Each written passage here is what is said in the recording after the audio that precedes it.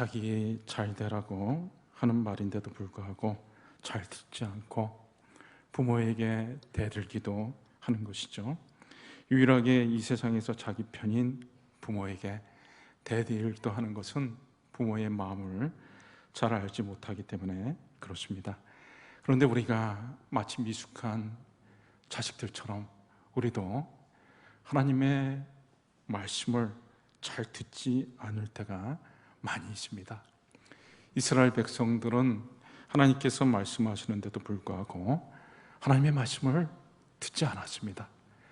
그래서 이사야 선지자가 이사야서 1장 3절에서 4절 말씀에 보면 하나님께서 탄식하는 그러한 것을 표현을 했는데, 소는 임자를 알고 나귀는 주인의 구유를 알지만 이스라엘은 알지 못한다. 나의 백성은 깨닫지 못하는도다. 슬프다. 범죄한 나라여, 허물진 백성이여, 행악의 종자여. 이스라엘 백성들을 향해 탄식하는 장면이 나옵니다. 그리고 하나님께서는 이스라엘 백성들이 하도 하나님의 말씀을 듣지 않으니까 그들을 향해서 아주 진료하시는 것이 신명기 말씀에 보면 나옵니다.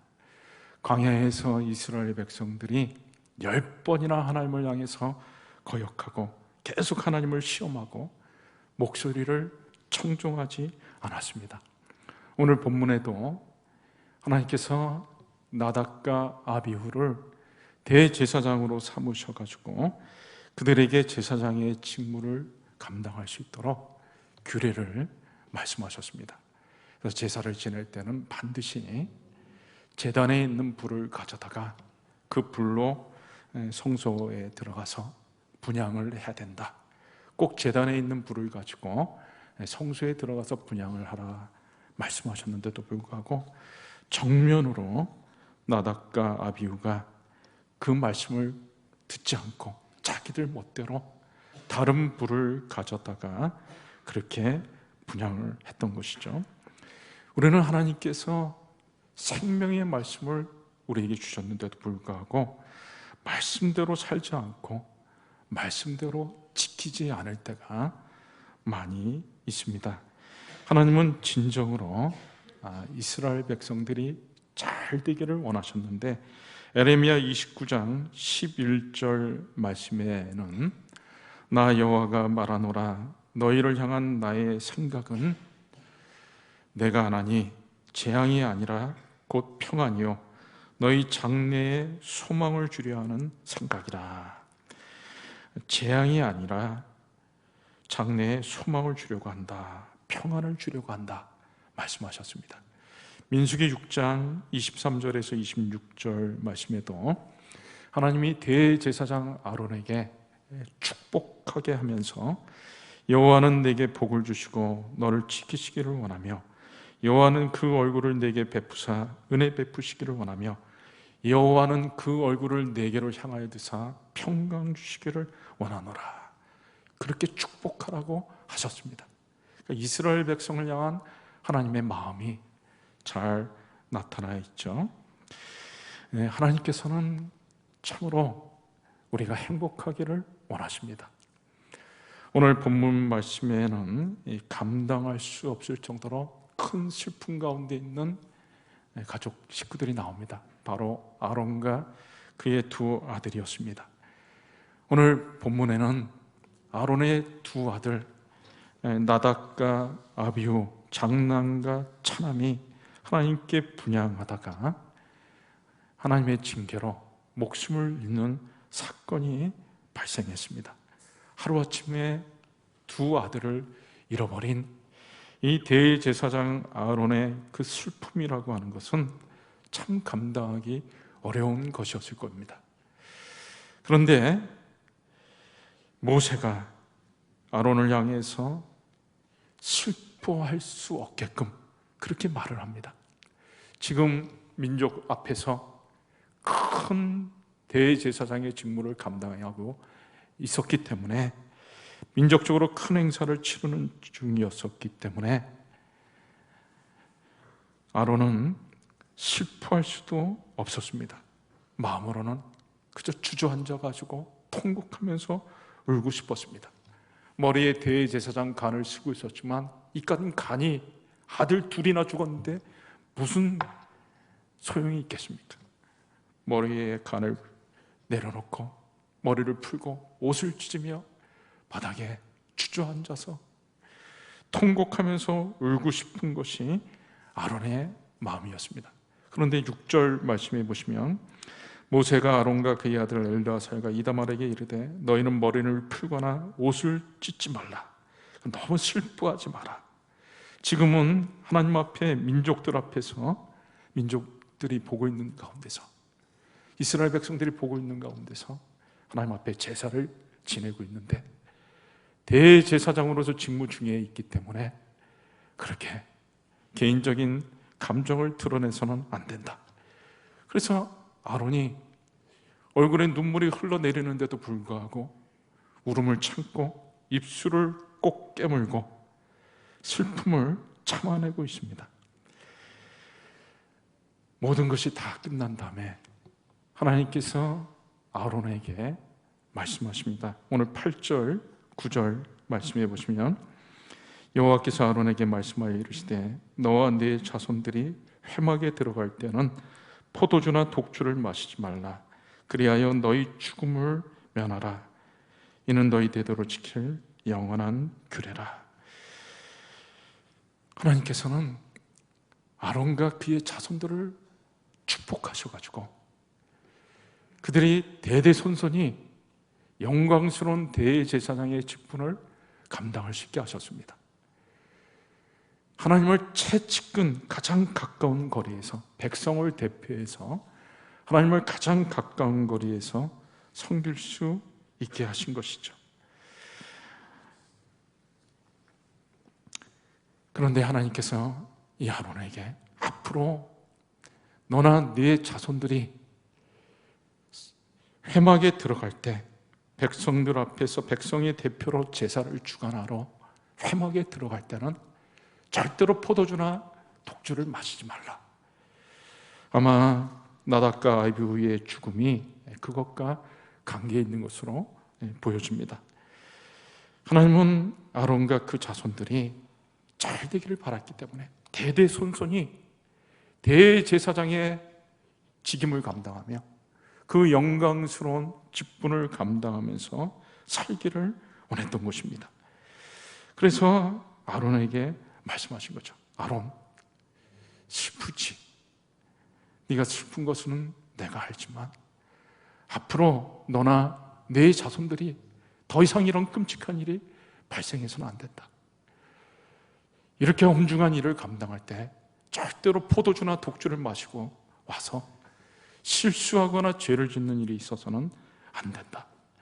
그래서 먼저 자기 자신을 살피고 이 직임, 영광스러운 직임을 감당하고 하나님을 잘 섬기고 백성 앞에서 제사 지내는 일들을 감당해서 너와 네 자손들이 두고두고 계속해서 영광스러운 대제사장의 집안으로 남기를 원한다. 이 대제사장은 왕과 같은 존귀한 직이었습니다. 그러니까 하나님께서는 슬퍼하는 아론에게 개인적으로 찾아오셔서 말씀하신 것이죠. 그를 위로하시면서 진정으로 아론과 그 후손들이, 자손들이 행복하게 살기를 원했던 것입니다. 제가 요즘 얼마 전에 TV에서 아주 굉장한 인기를 끌었던 드라마가 있었는데요. 여러분도 많이 보셨을 것입니다. 옷소매 붉은 끝동이라고 이준호 씨, 이세영 씨가 주연으로 나왔던 드라마인데 조선시대 궁녀들의 삶을, 애환을 그린 드라마입니다. 거기에 보면은 가슴 뭉클한 장면이 나오는데요. 이 정조가 왕이 되기 전에 동궁이었을 때 연모에 썼던 한 궁녀가 있었습니다. 그 이름은 성덕임이라고 하는 궁녀였었는데, 그런데 이 궁녀가 정조를 향해 마음을 열지 않습니다. 그래서 너무나 괴로운 나머지 이 궁녀를 마음에서부터 좀 없애려고 출궁을 시킵니다. 그런데 이 정조의 어머니 해경궁 홍 씨는 이 아들이 이 궁녀를 너무나 사랑하는 것을 잘 알고 있었습니다. 그래서 바깥에 있는 이 궁녀를 다시 궁 안으로 불러들입니다. 아들 모르게 궁 안으로 불러들여서 아들과 연결이 될 수 있도록, 다시 이루어질 수 있도록 그렇게 마음을 가진 것이죠. 이 사실을 모르는 정조는 어느 날 궁 안에서 이 성덕입이라고 하는 궁녀가 한 후궁에게 학대를 당한 것을 발견합니다. 마음이 너무 상해가지고 자초지종을 물으니 그 어머니 해경궁 홍 씨가 이 성덕임이라고 하는 궁녀를 다시 불러들였다는 것을 알고 어머니를 찾아갑니다. 어머니에게 항의를 합니다. 어머니, 내가 내보낸 궁녀를 내 어머니가 다시 불러들여가지고 나로 하여금 이 험한 꼴을 보게 하십니까? 그때 어머니 해경궁 홍 씨가 아들 정주에게 이렇게 말을 합니다. 주상, 그 아이는 주상이 행복해질 수 있는 유일한 길인데 진심으로 누군가를 사랑하고 가족을 이루고 사람답게 살 수 있는 유일한 길. 그러면서 또 아들에게 말합니다. 주상, 그 누구도 주상에게 사람답게 행복하게 살라고 말하지 않습니다. 주상이 임금이기만 하면 모두가 만족할 겁니다. 그러나 이 어미만은 말해주고 싶어요. 주상, 부디 행복하세요. 그리고 잠시 뒤에 지그시 아들을 쳐다보면서 왕이 아닌 아들에게, 해경궁 홍 씨가 아닌 엄마로서 아들에게 이름을 부르며 말을 합니다. 사나, 행복하렴. 그 말을 하는데 제 가슴이 뭉클하게 느껴졌습니다. 아들을 향한 어머니의 마음, 엄마의 마음이 그대로 느껴졌습니다. 부모는 이 땅에서 내가 행복하기를 바라는 유일한 사람인 것이죠. 그런데 부모보다 더 우리가 이 땅에서 행복하기를 원하시는 분이 있습니다. 그분은 바로 하나님 아버지십니다. 하늘에 계신 우리 아버지죠. 신명기 10장 13절에 보니까 내가 오늘 내 행복을 위하여 내게 명하는, 여기 하나님께서 이스라엘 백성들에게 내가 오늘 내 행복을 위하여, 이스라엘 백성들이 행복하기를 하나님께서 바란 것이죠. 지난 수요일 날 대통령 선거가 있었습니다. 너무 박빙이다 보니까 여러분 중에 아마 밤새신 분들이 많이 있을 겁니다. 잠도 못 주무시고 아마 대선 후유증에서 아직도 헤어나오지 못하시는 분도 있을 것입니다. 원하는 사람이 됐든 원하지 않는 사람이 됐든 간에 이제는 선거가 다 끝났으니까 여러분들 이제 대선 후유증에서 벗어나시 바랍니다.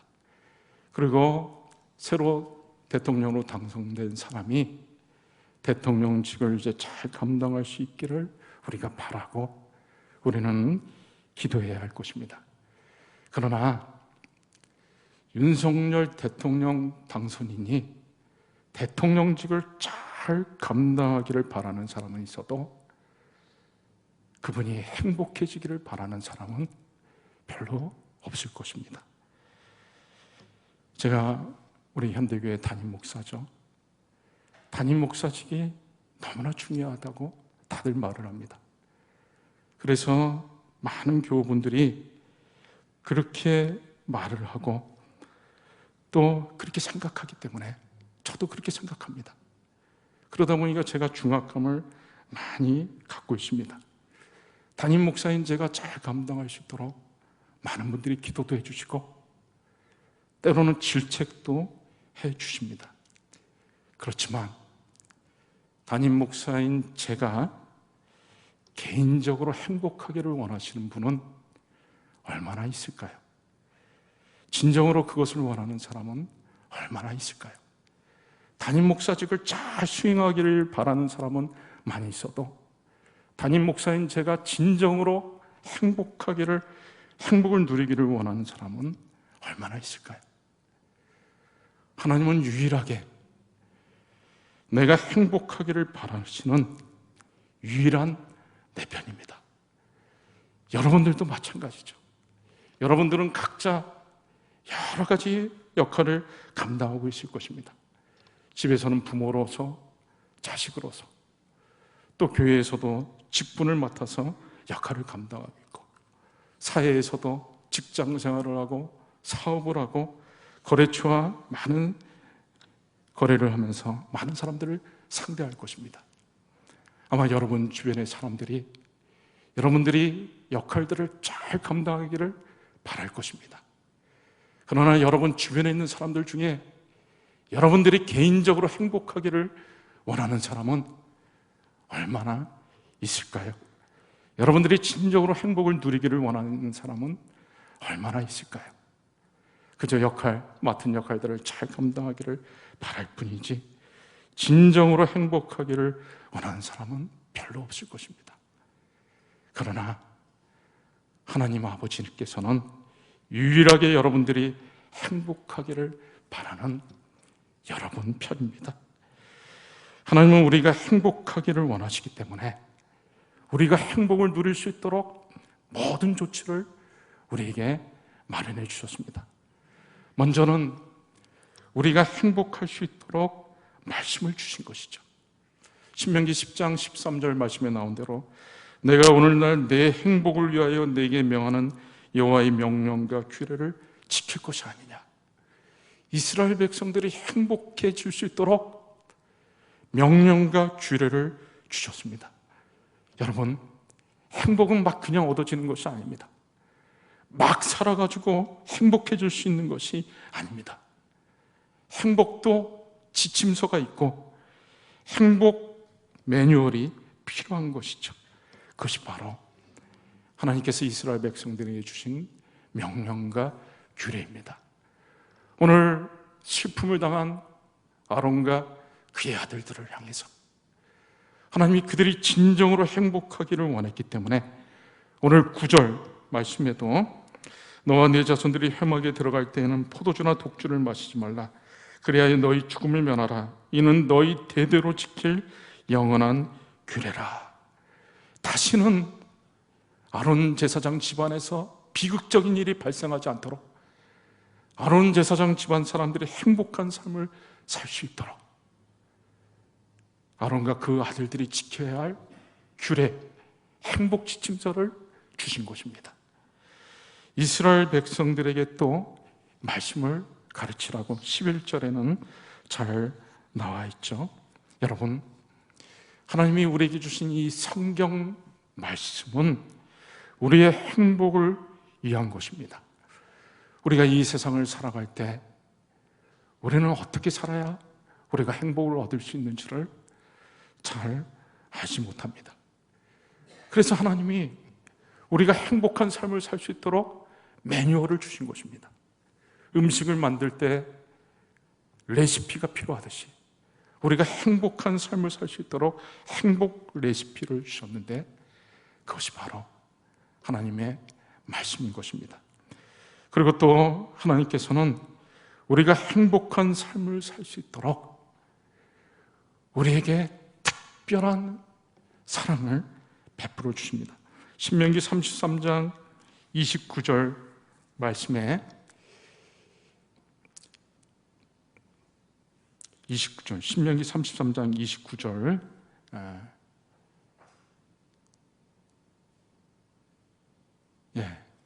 이스라엘이여 너는 행복한 사람이로다. 이스라엘이여 너는 행복한 사람이로다. 모세가 이제 죽을 때가 다 됐을 때 40년 동안 이스라엘 백성들을 인도하고 나서 죽기 전에 한 마지막 말입니다. 이스라엘이여 너희는 행복한 사람이로다. 이스라엘 백성들을 보니까 이스라엘 백성들이 행복한 사람인 것입니다. 왜 그런가 하면은 하나님께서 그들을 특별하게 사랑해 주시는 것을 모세가 알았습니다. 신명기 33장 26절에 여수른이라고 하는 것은 하나님께서 이스라엘을 특별히 사랑하는 마음 표현으로 쓰신 거죠. 여수른이여 하나님 같은 이가 없도다. 신명기 33장 27절 말씀에 영원하신 하나님이 내 처소가 되시니 그의 영원하신 팔이 내 아래에 있도다. 신명기 33장 28절에 이스라엘은 안전히 거하며 야곱의 샘은 곡식과 새 포도주라. 땅에 홀로 있나니 곧 그의 하늘에 이슬을 내리는 곳에로다. 하나님이 이스라엘 백성들을 40년 동안 광야에서 어떻게 돌봐주시는지를 모세는 목격했습니다. 여러분, 하나님께서는 우리가 이 땅에 살아가는 동안 특별한 사랑을 베풀어 주십니다. 때마다 시마다 필요한 은혜를 공급하여 주시고 우리를 향해서 많은 생각을 가지고 있습니다. 시편 139편 17절 18절 말씀에는 하나님이여 주의 생각이 내게 어찌 그리 보배로우신지요. 다윗은 지금 자기를 향해 가지고 있는 하나님의 생각이 보배와 같다. 그런데 얼마나 하나님이 나를 많이 생각하시는지, 그 수가 어찌 그리 많은지요. 내가 세려고 할지라도 그 수가 모래보다 많도소이다. 내가 깰 때도 여전히 주와 함께 있나이다.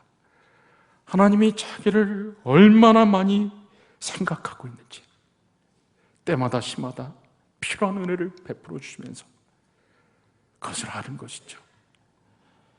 우리가 이 땅에 살아가는 동안 하나님은 우리에게 필요한 은혜를 주시고 특별한 사랑을 베풀어 주십니다. 그리고 하나님은 무엇보다 우리에게 가장 귀중한 영원한 생명을 우리에게 주셨습니다. 여러분, 죄가 있으면 절대로 영원한 생명을 얻을 수가 없습니다. 죄의 삭은 사망이라고 말씀하셨기 때문에, 그래서 예수님께서 우리의 죄를 다 청산해 주셨습니다. 우리의 힘으로는, 내 힘으로는 절대 죄를 없앨 수가 없습니다.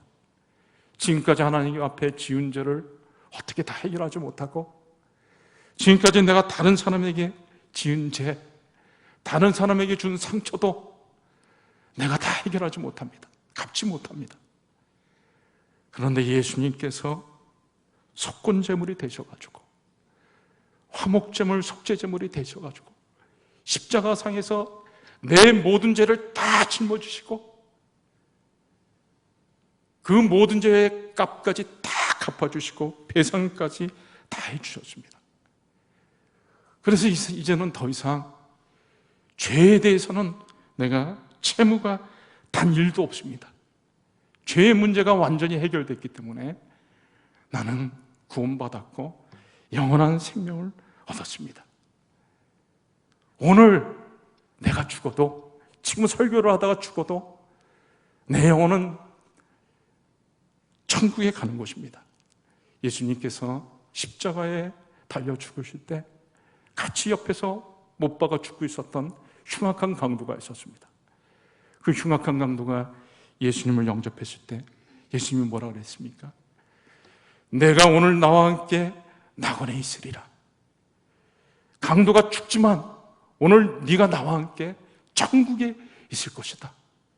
강도는 비록 죽었지만 그의 영혼은 천국에, 하나님의 품에 안긴 것입니다.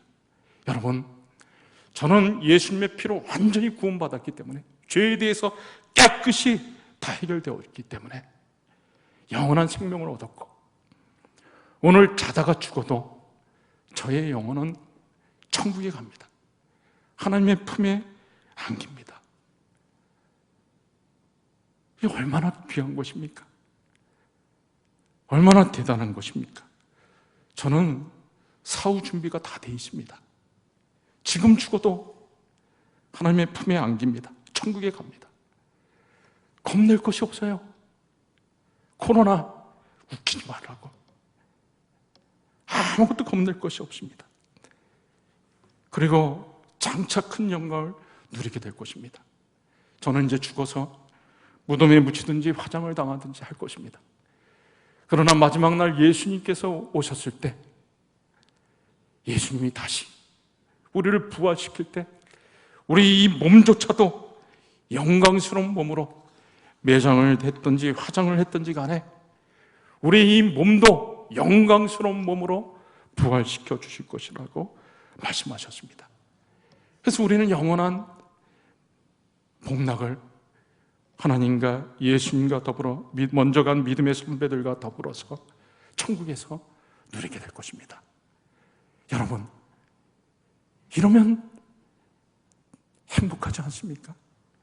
더 이상 행복할 것이 뭐가 있습니까? 하나님께서 우리가 행복하기를 원하시죠. 우리가 행복한 삶을 살 수 있도록 필요한 모든 장치를 다 마련하셨죠.